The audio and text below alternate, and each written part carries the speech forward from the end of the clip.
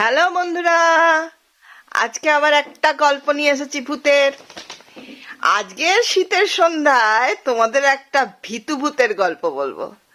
ভূতেরাও যে বোকা হয় কত সেটা জানাবো। তাহলে তোমরা সবাই তৈরি গল্প শোনার জন্য? আজকের গল্পের নাম ভীতু ভূত। লেখক রেভারেন্ড লালবিহারী দে। তো শুরু করি।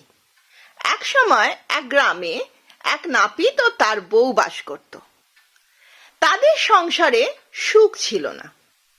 বউ কেবলই নালিশ শোনাতো, পেট ভরে খেতে পাই না, পেট ভরে খেতে পাই না। মশারির তলায় রাত্রিবেলা বেচারি নাপিতকে কত কথা শুনতে হতো। বউ বলতো, বউকে খাওয়াবার মুরদ নেই, যখন বিয়ে করেছিলে কেন? যাদের মুরদ নেই তাদের বউ পোষার শখ কেন?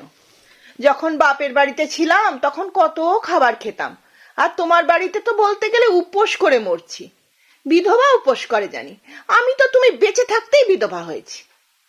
শুধু কথা শুনেই ঈশা শান্ত হয় না। একদিন তো ভয়ানক রেগে গিয়ে ঝাঁটা দিয়ে স্বামীকে পেটালো। লজ্জায় ঘৃণায় মরমে নাপিত কি করলো, তার হাতিয়ারগুলো নিয়ে বাড়ি থেকে বেরিয়ে গেল।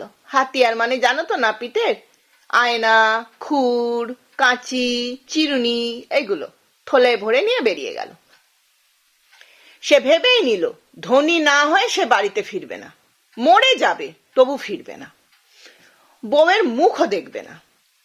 গ্রামের পর গ্রাম পেরিয়ে সন্ধ্যা হলে এক বনের সীমানায় গিয়ে পৌঁছলো।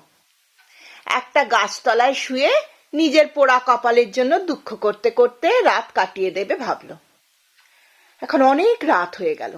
সেই গাছে বাস করতো একটা ভূত। গাছতলায় একটা মানুষকে দেখে তার মনে হলো লোকটাকে মেরে ফেলবে। সেই বাসনা নিয়েই ভূত গাছ থেকে নেমে দুই হাত বাড়িয়ে প্রচন্ড একটা হাঁ করে নাপিতের সামনে লম্বা একটা তাল গাছের মতো দাঁড়ালো। বলল, এবার নাপিত আমি তোমাকে শেষ করব, কে তোমাকে রক্ষা করবে?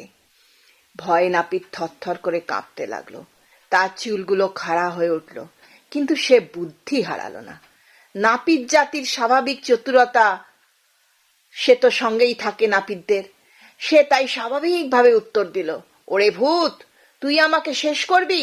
একটু সবুর কর, এখনই তোকে দেখাবো মজা।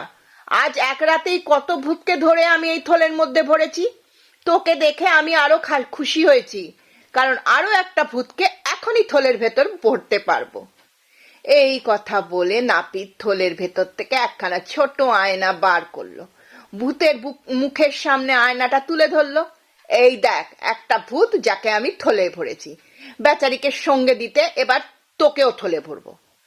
আয়নার নিজের মুখটা দেখে তো ভূত বুঝতে পারলো না সে নিজে। ভূত অত্যন্ত ভয় পেয়ে গেল, নাপিতকে বলল, ও নাপিত মশাই, তুমি যা আদেশ করবে আমি তাই করব, কেবল ওই থলে আমাকে ভরো না, তুমি যা চাও আমি তাই দেব।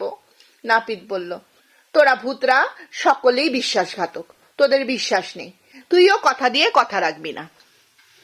ভূত বলল, ও মশাই, তুমি যা হুকুম করবে আমি তোমাকে তাই এনে দেবো।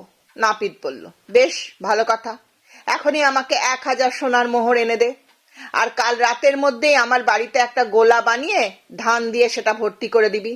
যা, সোনার মোহরগুলো এখনই নিয়ে আয়। আমার আদেশ পালন করতে না পারলে তোকে অবশ্যই আমার থলে ভরবো।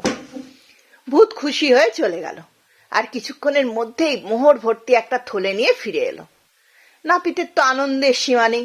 ভূতকে বলল, কাল রাতের মধ্যেই যেন গোলাটা তৈরি করে ধান ভর্তি করে দেওয়া হয়, নইলে না আমি ভরে দেবো।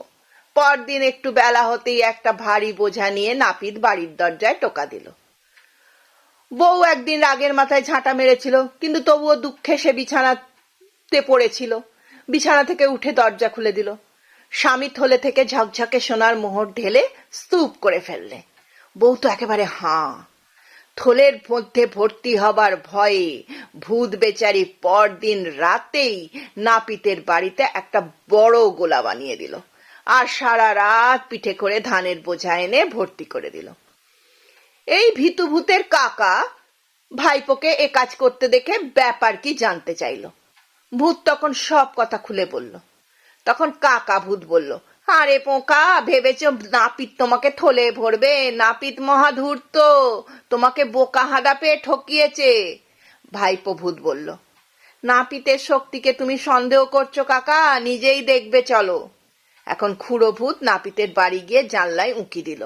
খোলা জানলা দিয়ে দমকা হাওয়া এসে গায়ে লাগায় নাপিত বুঝতে পারলো জানলায় একটা ভূত এসেছে। তাই তার দিকে আয়নাটা ভালো করে ধরে বলে উঠল, এবার আয়, তোকেও থলে ভরি। আয়নায় নিজের মুখ দেখে খুড়ো ভূত ভয় কাঠ হয়ে গেল। কথা দিল সেই রাতেই একটা গোলা বানিয়ে ভরে দেবে, ধান দিয়ে নয়, চাল দিয়ে। অতএব মাত্র 2 রাতেই নাপিত মহা ধনী লোক হয়ে গেল, আর বউ ও ছেলে মেয়ে নিয়ে সুখে বাস করতে লাগলো। কেমন লাগলো গল্পটা? যদি ভালো লাগে লাইক, শেয়ার, কমেন্ট করো, আর সাবস্ক্রাইব করতে ভুলো না যারা নতুন দেখছো। তাহলে আজকে আমি চলি, টাটা।